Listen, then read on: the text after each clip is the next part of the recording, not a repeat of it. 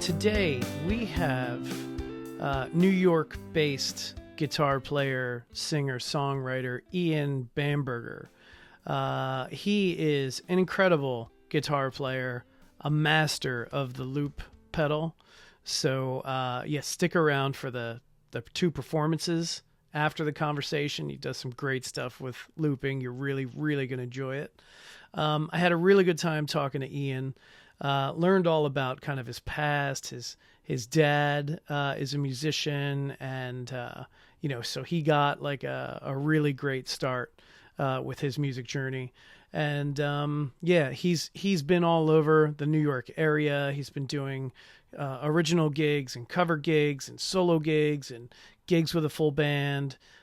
He's got a couple of albums out. He's also got a bunch of singles. He's got 2 singles that are on their way to being released sometime this year in 2025. And he's just a cool guy to talk to. We had such a great conversation.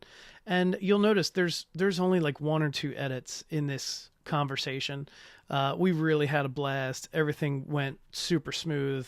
I hope you guys really enjoy this conversation and get into the moment like we did. So sit back, relax, enjoy my conversation with Ian Bamberger.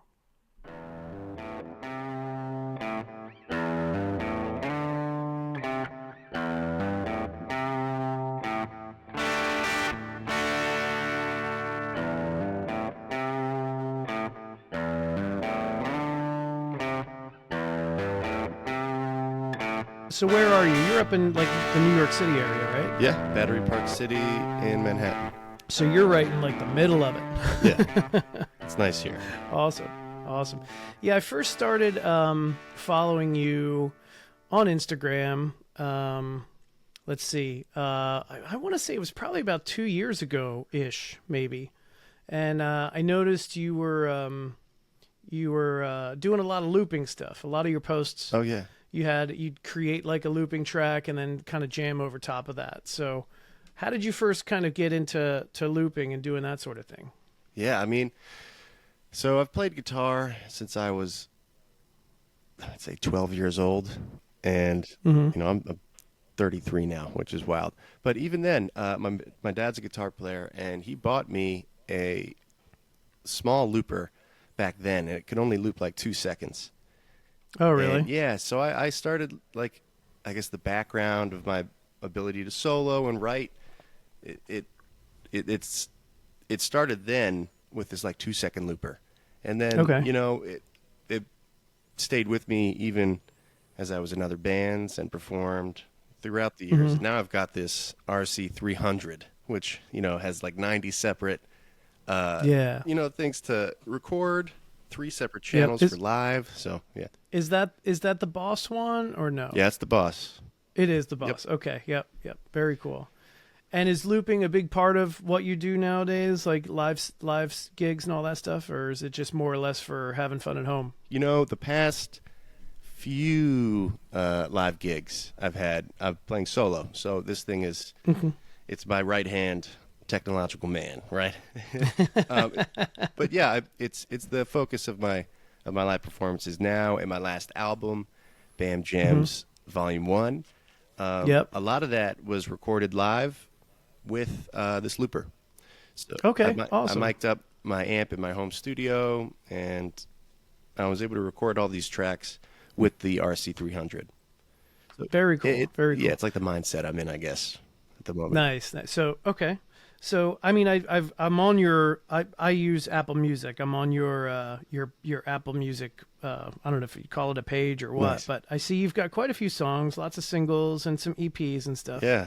What was, I guess, the first EP, was These Girls in 2013. Is that right? Those Girls in 2013. Yeah. Those Girls. Yeah. Sorry. Misread it. Oh man. Yeah. Since then it's, 3 albums, 4 EPs, a few singles, but Those Girls was my first album, single as well. I recorded that at Lake House Studios in Asbury Park, which is a phenomenal studio. And it's a funny story. The dude who owns the studio, John Liedersdorf, I was the first EP to come out of that studio. that was recorded. Really? Yeah, when Yeah. they were first opened up and they moved into this, beautiful spot. And John plays drums on Those Girls and the Oh, song cool. Runaway. So next time, and one of the producers, Timmy Pinella, plays drums on the rest. But yeah, next time you listen to it, it's cool to know that. Nice. John Leader's Yeah, I'll definitely check it out. Yeah, that's awesome.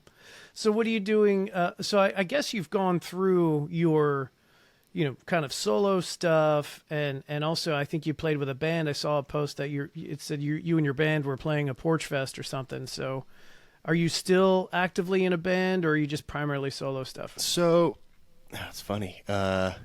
Leading up to pandemic and everything, I was really pushing for. I had a trio, and then a bunch of phenomenal musicians that I, have met throughout the city. But now I'm focused on solo shows, and I have a gig at the Montclair Porch Fest in I think May, and I'll be solo there. Okay. But the idea now is right. Like, I think my next release is gonna be 2 singles, like a classic A/B, and I'm bringing the band back for that, most definitely. Oh, nice. Yeah. Very cool. Awesome. And is all of this billed under Ian Bamberger? Yeah. Okay, so it's not, you don't have a separate name for the band or anything like that. No, it was Ian Bamberger Okay. Trio for a minute, and then Right. it's just been a project under my name. Okay. Yeah. Very cool. Very cool. So I don't know how much of this podcast that you're aware of or that you know about it, but it started in October. It's still relatively young. I just released episode 26 yesterday. I think you're probably going to be somewhere around episode 30 or so. There's a couple ahead of you. But it's a lot of my guests have been focused in the South Jersey area. Okay. We're kind of a suburb of Philly instead of New York. Sure. So our scene down here is very much cover artists, right? Cover bands. So, me myself, I do solo acoustic cover sets. Sure. 3 hours in a bar or restaurant or winery or brewery doing cover songs, and it's just me and my guitar.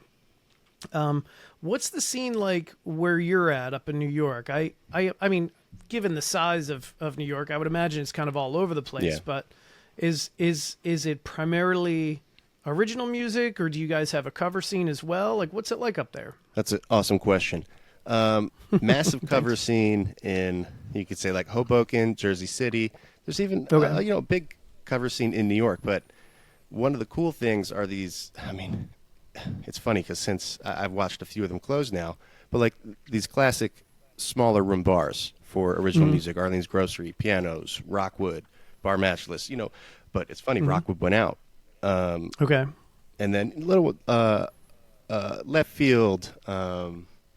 Oh my God! There's The Bitter End the is Bitter original End. too, right? Hell yes! Yeah. I was at the Bitter End for Dave Folker's Hootenanny Night a few weeks ago. Oh, cool. Playing on stage. Cool. That place is still going. They have Nice.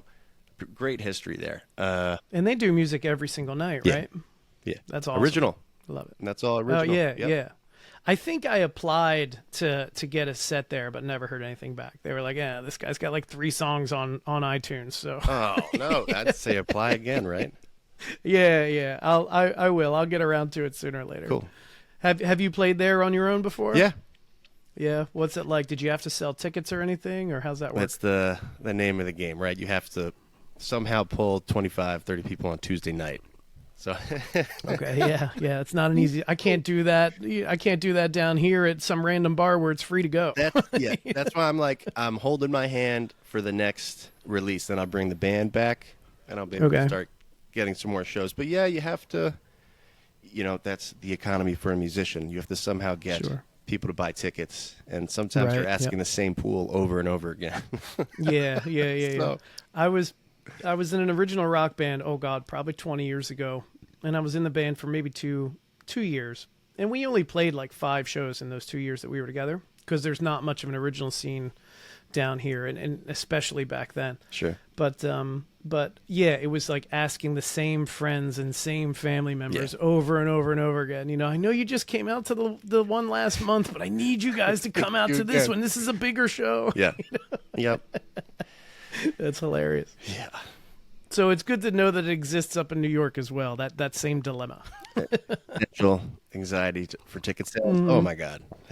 Yeah. Yeah. Yeah. So I was listening to a lot of your stuff over the last couple of days Nice. in preparation for this interview. And I noticed a lot of different styles, right? Cool. I mean, there are songs that are, kind of solo acoustic singer songwriter type style. I've noticed a little bit of like reggae style in there. I think Black Leather Jacket? Is that the name of the song? Yeah. Very reggae inspired, in my opinion. Absolutely. And then I've noticed some like maybe some funk and then some good old classic rock type stuff.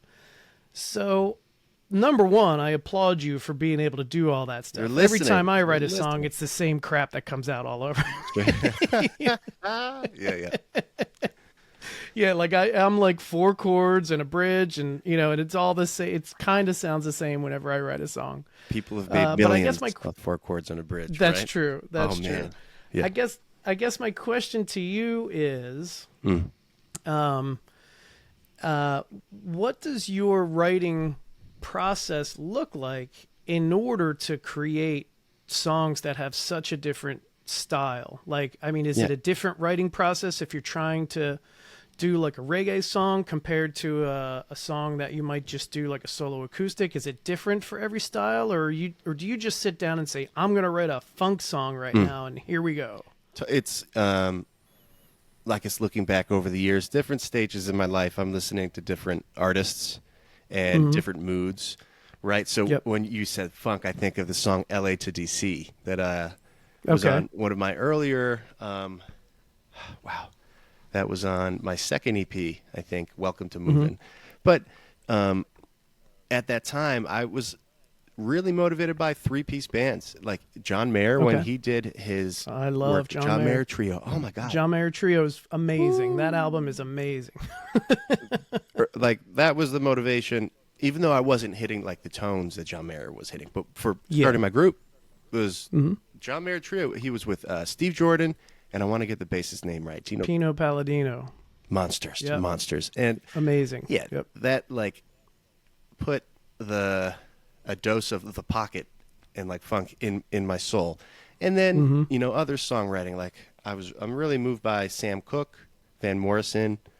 Nice. But in my earlier stuff, rock is way more prevalent. And then I grew up listening to and watching the Allman Brothers at PNC Bank Center with Derek Trucks, Warren Haynes, and oh man, and I even saw Dickie Betts. I think it was twice when I was younger. So nice. Yeah, like that, and all those harmonies and styles. That's really influenced in my last album. But yeah, I'd say it different stages in my life, different artists, motivate me to write different styles. But I would never. It's tough, right? Because I realize like it's so guitar oriented. Everything is. I try to like break out of that as much as I can. Right. So when you're writing, does it start with a riff or maybe a phrase that pops into your head? For the most part, a lot of my songs, it starts with a guitar riff, but some of them it could be like a line or a feeling, and then that carries the rest of like the narrative for the song. Okay. So I definitely don't want to like just write songs with for the guitar. It's good to write a melody, lyrics first. Yeah. Yep. So you try different things here and there, right? Oh yeah. Yeah. Very cool. Yeah. So the tough one is co-writing. It's like that's an art in itself. Yeah, I've talked to a couple of co-writers. 2 of them are down in Nashville. One of them, this guy Kyle Austin, he's a country singer. I released his episode a week or 2 ago, and he was talking all about the co-writing thing in Nashville. And then I haven't released it yet, but I did speak to another Nashville writer last weekend, and that's awesome. That might be the next episode that gets released. But it definitely sounds like something complete. It's completely different than if you're trying to write by yourself. So how do you, or have you done a lot of co-writing, and how does it work for you? Black Leather Jacket and Come With Me, I co-wrote with a classmate of mine from my music business program. Charlie O'Connor, like phenomenal songwriter from England, lives in the city now, and yeah, I mean, check him out. But I will. Co-writing, I mean, as as a songwriter who I try to put my passion into this industry. I think it's necessary because it's absolutely good practice to like put the artist ego aside, listen to other people, because But what if I don't want to, Ian? well, I guess that's the answer. I'm kidding. I know, I hear you. I'm kidding. I'm open to co-writing. I just rarely do it. Yep. Yeah, like a muscle, right? We got to like practice it, flex it, but yeah. Yeah. Yep. Cool. So when you're writing, like I said, I've heard a bunch of different styles in your songs. Who are some of your influences aside from the folks that you've said you've seen live? Like, is there a kind of a core group of influences when you're actually writing your own stuff? Sure. I mean, right now with the songs and I guess like the mood I'm in, Bruce Springsteen, these like larger rock songs. And I know I was like born in Long Branch, raised in Asbury Park, so I'm pretty biased. Oh, okay. All right. Yeah. Yep. And I mean, like, play the Stone Pony, the Saint, Wonder Bar. Like, I love that town. That's awesome. I'll say this, because I learned a few covers, like learning Born to Run, oh my God, For You, which was a great one. But yeah, that style of, it's more than a rock song. It feels almost operatic to me. And I guess I'm trying to, like, at the moment, go towards that. But what's coming out are these, like, larger instrumental jams. So I'm trying to. That's cool. That's cool. I do definitely get a little bit of a jam vibe from you when I see like your posts and all that stuff. And you can certainly wail on that guitar and just go seemingly for hours if you wanted to. It's pretty awesome. Yeah. Thank you. Yeah. I mean, that's another thing with social media. And it's like, even since I graduated, was it 2018? I got I study. I got my master's in music business, and I can't say this enough. The industry then is totally different from what it is now. Yeah. And a musician, it certainly changes. It certainly changes. I mean, barriers to entry, I guess you could say they've been knocked down because, we have mini studios here and everything, but there's quite a bit of content out there. So what's a content creator and a musician now? It's melded. We have to wear all these hats. Right. I think it's beautiful that we can interact with, on this medium with podcasts and everything. But yeah, so I guess without going on too much of a rant, like right now I'm in these posts that are focused on jams. Like sometimes it's hard to get out of that and then get into a new mood or a new style. Yeah. But yeah, that's where it's at. It's like, it's interesting. I never thought the music, like when I wrote Those Girls, I was so, and it's still important, like just adamant about like booking those shows and getting on the radio as opposed to like the growth of playlists and then podcasts but you still can't beat live shows and touring. Right. Although they're getting more and more difficult to make money on, that's for sure. Yep. I've seen plenty of, like, there's a handful of YouTubers that I follow that even though they're like YouTube influencers, they have like these giant audiences. Yeah. I don't know how much YouTube you watch, but there's this one Mary Spender out in the UK. Yeah. She went on her like first tour of the UK. It was like an 8 or 9 city tour. Sure. Lasted maybe 2 weeks or something like that. And she ended up losing like $10,000. Oh, something wow. crazy like that. You know what I mean? Because like, even though every show was almost sold out, she hired a band to come with her. She had lodging, she had transportation, like all this stuff she had to pay for. Wow, and she was sold out. Yeah, and she was sold out. I think it boiled down to she just didn't charge enough for her tickets. You know what I mean? Ooh. But still, she lost like $10,000, if not more. That's an interesting insight. I think I'm familiar with her. Not too many of the YouTube musicians, but that's fascinating because you have to pay the band, you have room and board, gas, all that stuff. Yep. I mean, paying for promo is. Yeah. I talked to another guy. I forget what episode it was. His name is Dimitris Loizos. He's more or less like a guitar kind of influencer. He's got something like 140,000 followers on Instagram or something crazy like that. And he's in London. I spoke with him, and he was talking about trying to go out and play live. Yeah. And he did one show with like his band, and it was in London. Yeah. He did a gig in London. It was sold out. Didn't make any money off it, because I think he lost a little bit or maybe broke even, something like that. And now he's thinking like, well, maybe I got to go out on my own, like do like a solo acoustic, tour or something like that. Sure. It's kind of crazy. Now that's interesting. I wonder what the club is taking, Yeah, that's a good point. Who knows? Because if you're selling out, you should be getting I'm not going to negotiate on behalf of other musicians, but a decent piece of your You would think, if it's sold out, you should walk away with something. Piece of the bar tab, maybe? I don't know. No one gets those. Something. No one gets them. No, I know, right? That's off limits for musicians. So that's great. So have there been, speaking of shows, there been any like real big highlights of your musical career? Like, have you played some big stages, big festivals? Tell me about some of that stuff. Sure. I guess the last bigger show I played was off Broadway at the Triad, and just about sold out. We had 150 people there. Nice. It was 2 or 3 years ago, and I was with my band. And then, man, before the pandemic, I was playing Asbury Park all the time. So Stone Pony. Never played the summer stage, but I had a few bigger shows inside. I was a regular at the Saint for years, the Wonder Bar. There's a lot of shows. And then I had a residency on TV in the Brooklyn Music, what was the name of it? The Brooklyn Music Academy or Brooklyn Music Show, some local TV.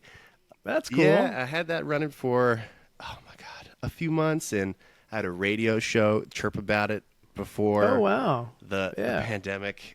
And so all different, all music oriented, but it's taken me so many different directions, and a lot of cool shows and milestones. And I played Convention Hall in Asbury Park as part of that's a big room. yoga. Right. It was a yoga, what was it, like a yoga graduation thing.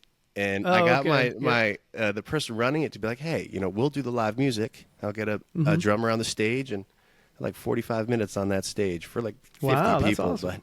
But it's still cool.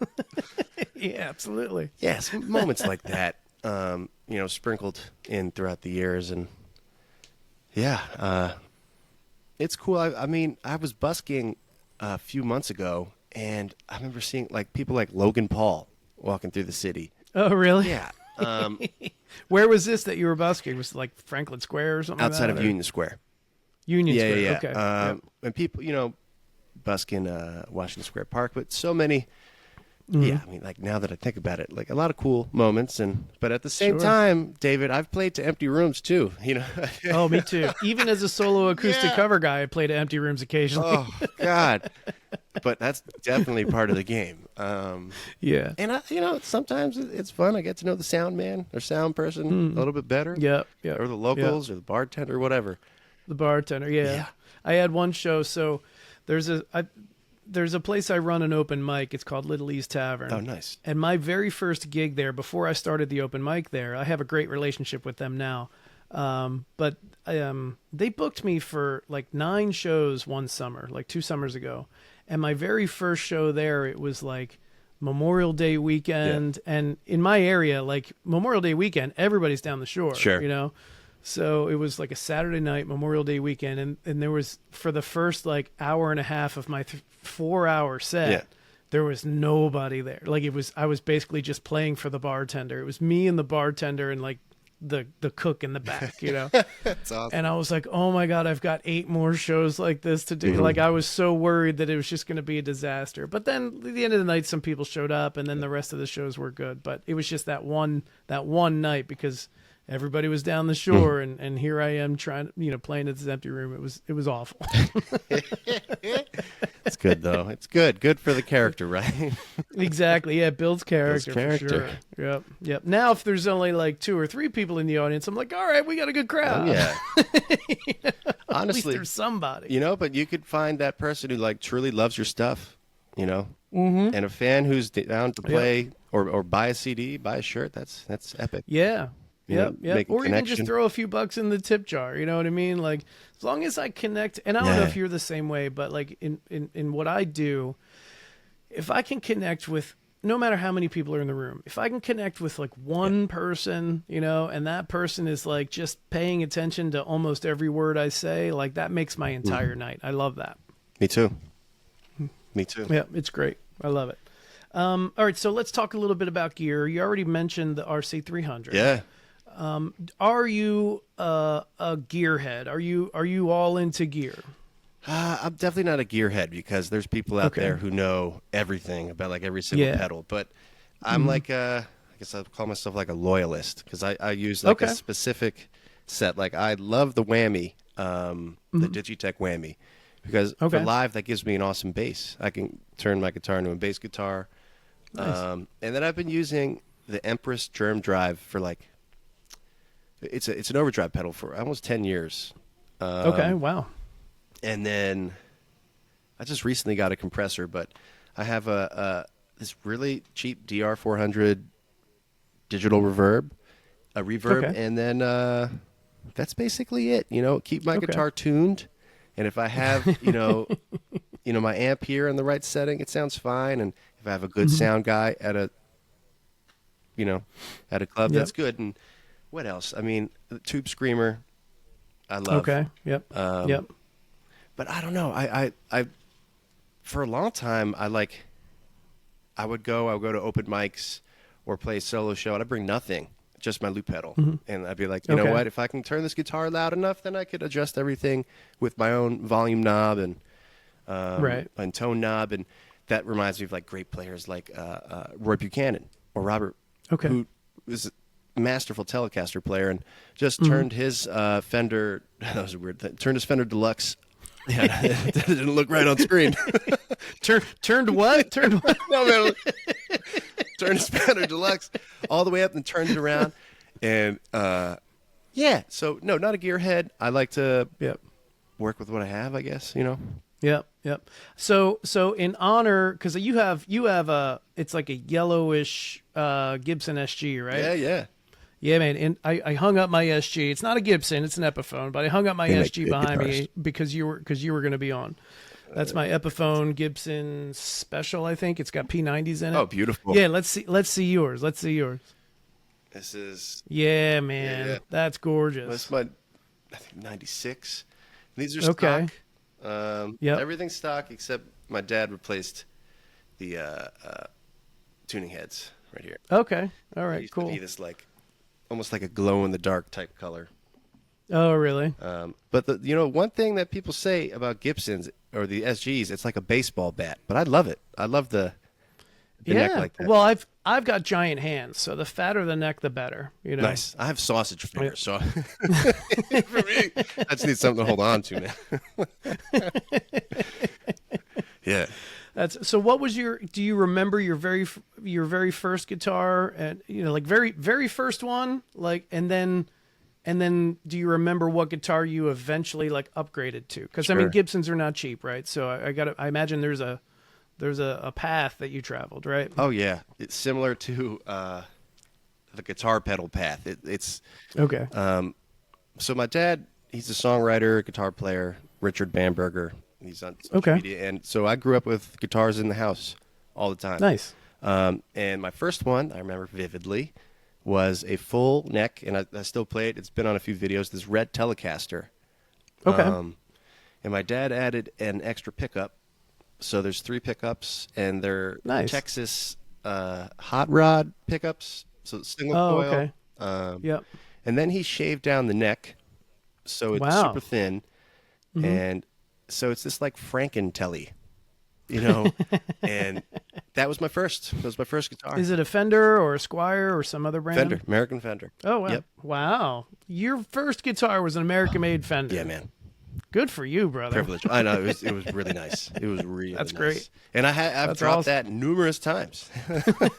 You know, you can't drop a Gibson numerous times. No, the headstock snaps right off. You could drop a Fender. So thank you, Leo Fender, from the grave. Yeah, right.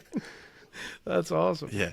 So I have questions now because your dad sounds like he knows his way around a guitar for sure. Like he's shaving down the neck and putting in pickups and stuff. He's not a luthier, but he right. mess Right. around. Well, I was going to say, I'm sure there's plenty of people listening that know how to do that stuff. I don't. Yeah. Like I don't mess with that stuff. I always take my stuff somewhere because I don't want to break it. So Supposed like, to what's do that. yeah, what's his background? Is he out performing or was he any part of any bands? Like, give me his story. Oh yeah. Well, if you're listening, Dad, keep performing, keep going out. I want him to keep performing, but yeah, man. Once again, before the pandemic, he would play some open mics with me. But when I grew up, he was in the studio all the time, and he was a songwriter trying to get. Oh my God, it's losing my licensing. Okay. I think Okay. licensing So he agreement. was trying to cut songs. He was trying to get songs. songs cut, Yep. right? Yep. I had a brain fart there.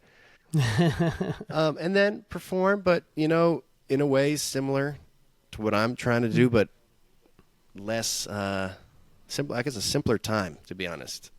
Sure. So, Yep. but he's still playing, still writing, and still messing around. With guitar necks. He made a bunch of guitar straps for a while. Oh, He cool. got a bunch of leather together, ordered all these pieces, cut it down, made all these cool designs. Maybe he'll sell them at some point. Who knows? Yeah. That's awesome. Yeah. Very cool. Very cool. Has any of his songs ever get picked up or anything? He hasn't told me yet, so He's secretly independently wealthy and you have no idea. yeah. Tell me. Every song he's ever written has been on the new Sabrina Carpenter album, and you just don't know it. Right? Yeah. Dude, some songs have like 20 co-writers on there.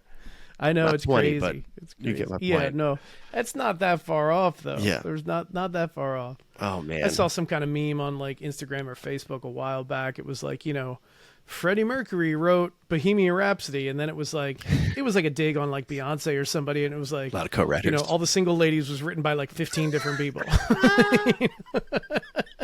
Man, I'm not. I don't want to dig at the Queen Bey.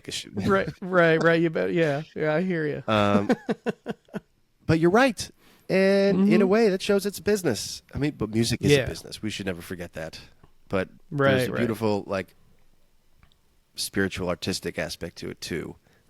Sure. And that's another thing I was thinking about. Like, at the very top, I feel like producers control a lot. Obviously, labels control a lot, and whoever's invested in these streaming companies really do dictate what's getting in front of our ears. Has the quality of the very top, is it diminished because it's not allowed to get to the top? I think about that sometimes. Like, Yeah.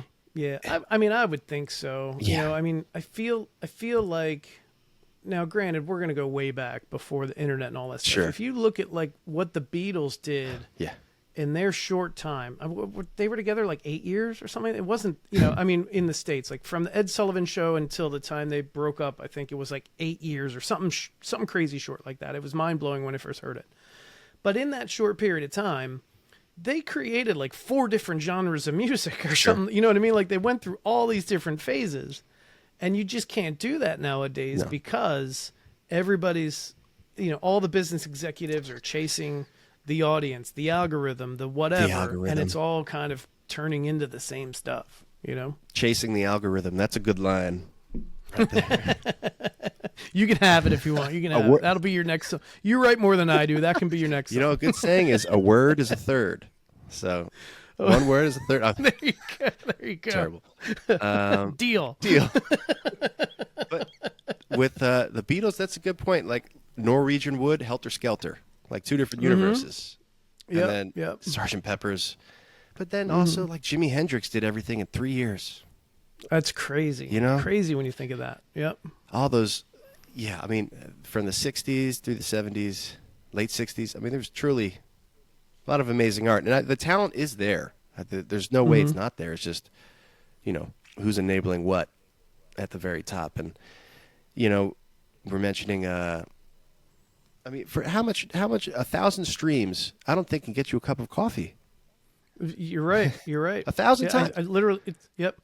I mean, I've had like 4 or 5 songs on Spotify, like all the platforms for, I don't know, 3 years maybe. And I think the grand total I've made is maybe $3. Wow. Something like that. Yeah. I make like $1 a year on my streams. And you have AI artists releasing AI music on AI playlists, generating its, income. Yeah. That feels like crazy. Fraud, but I guess it's it does. not. It does. Yeah. It's a whole new world. Whole new world. Yep. And it's scary. It's scary. I feel like I'm going to sound like the grumpy old man for a minute. Sure. I'm 52 years old, right? And I'm mentally resisting AI. Like I keep thinking like, oh God, it's going to destroy us all, right? It's going to destroy music as we know it and all that stuff. But then there's like the part of me that thinks, well, I don't know, Dave, like, do you want to get left behind? Granted, I don't foresee myself being an eventual rock star selling out stadiums. That I don't think that's the path I'm on. But, still I want to continue to write music and put stuff out, and hopefully a decent amount of people will hear it, listen to it, and like it.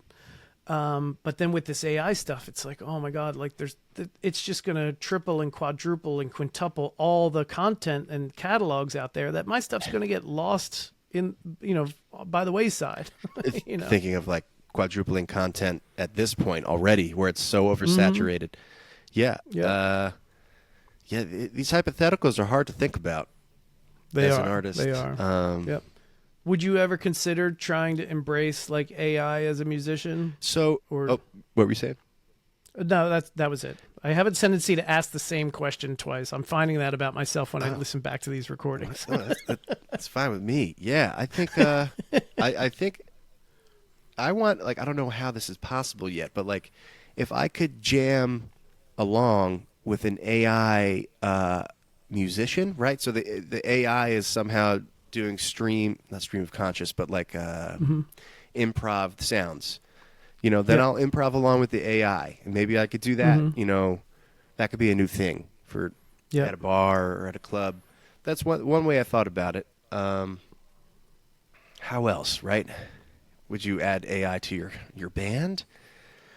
I don't know. The woman that I talked to the other day from Nashville that I haven't released it yet. Sure. Her name, I forget her last name. It's Carly something, but she's kind of embracing AI. She's messing around with it.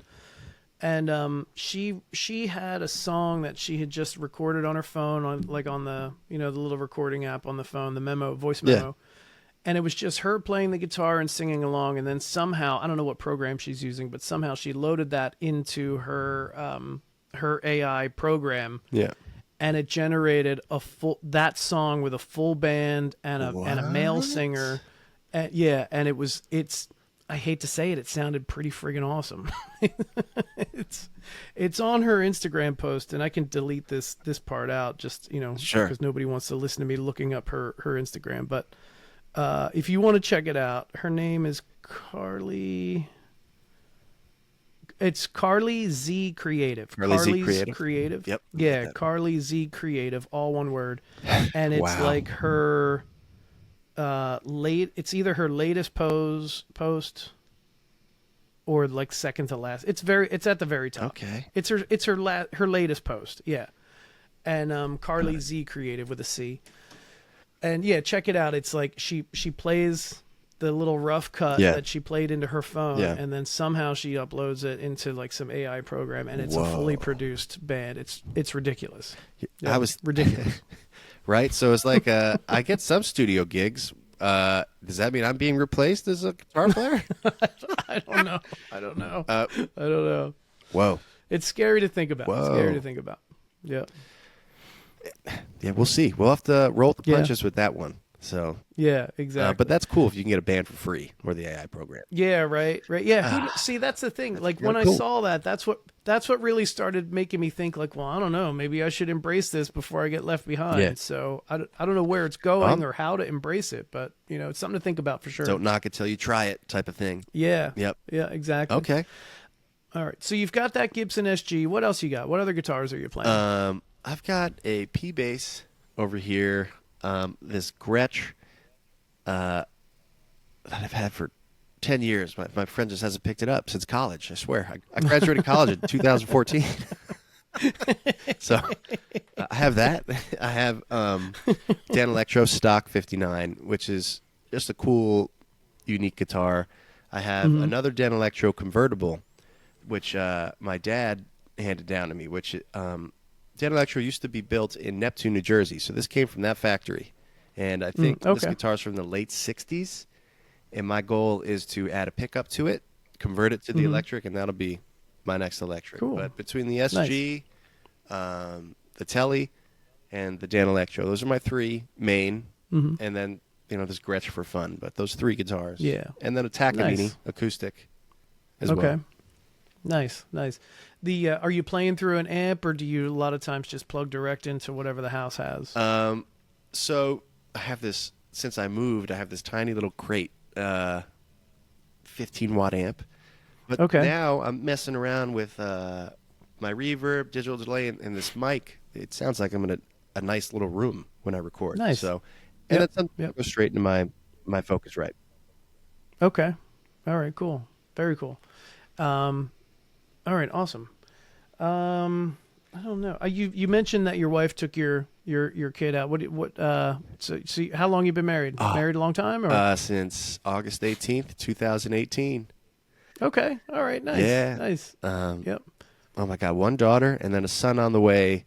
March. Oh, congratulations! Thanks, Dave. That's awesome. Ooh, coming up soon. March 28th, I think, is the due date. Wow. It's a few months away. What are you talking about?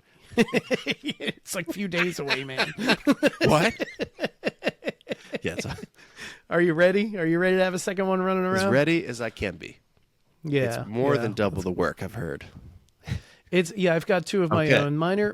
How old is your daughter now? 2 years and 4 months.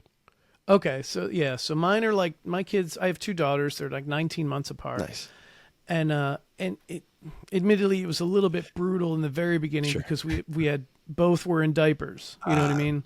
But at least now your daughter's not in diapers anymore, so you're still just doing one at a time. That's good. But yeah, I mean, it's great. It's absolutely amazing, and then when they're both old enough to talk, they can have conversations with each other. And then all you want to do is just sit in the corner of the room and listen to the stuff that comes out of their mouth. It's amazing. Oh, it is. Yeah. Yep. You're going to love it. Okay, cool. I think that's pretty much everything I had to kind of talk about.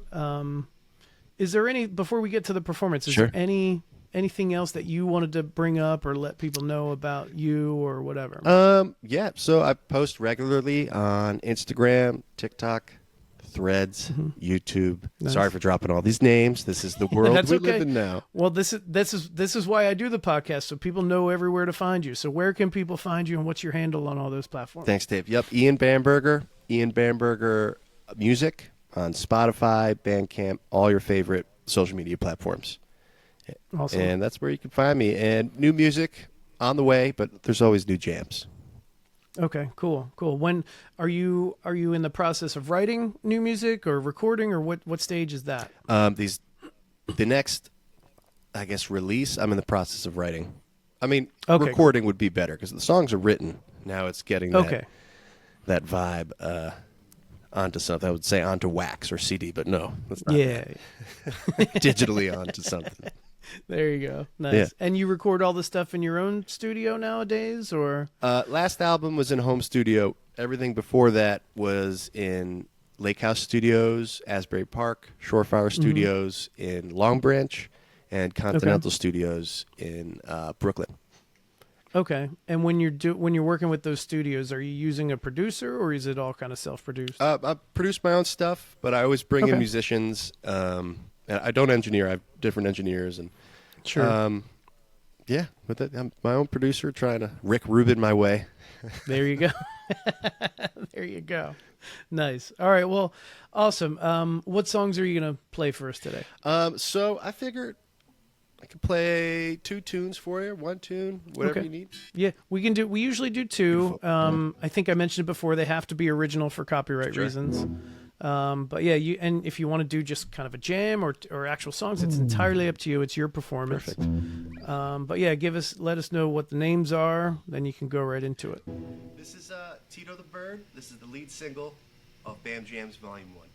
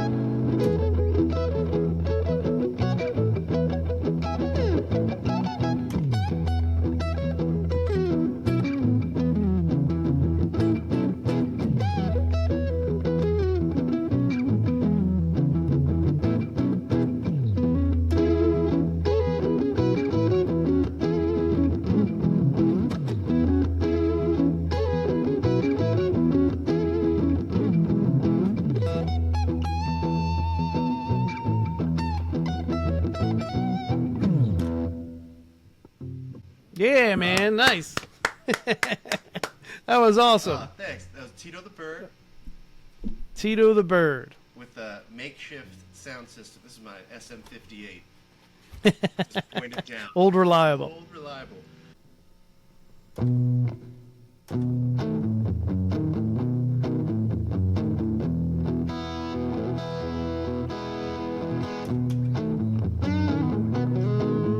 How's that coming through? That's good. Yep. Awesome. This is The River off of my last album before Bam Jams Volume 1, Headaches and Heartaches.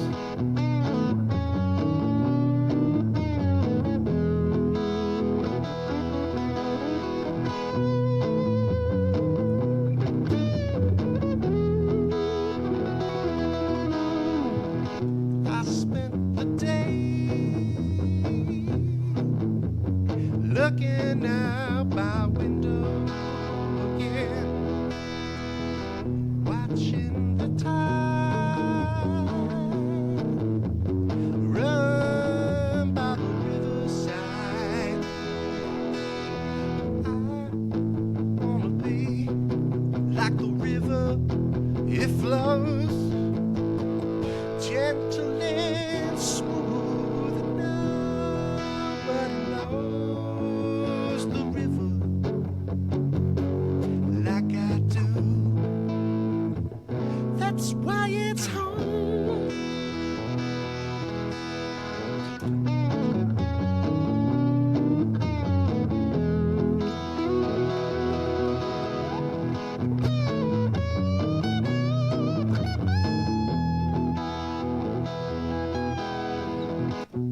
I think I found the perfect place to lay my head and think about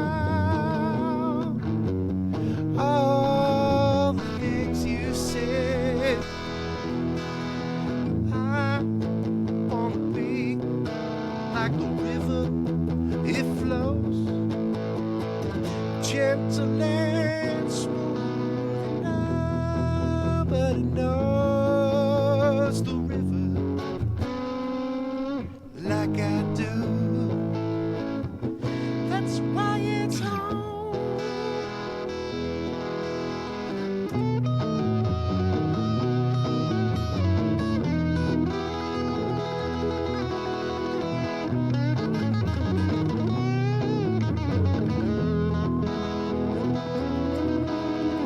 I wanna be like the river, it flows gentle and smooth and now, but it knows the river like I do. Oh, the river like I do. That's why it's home.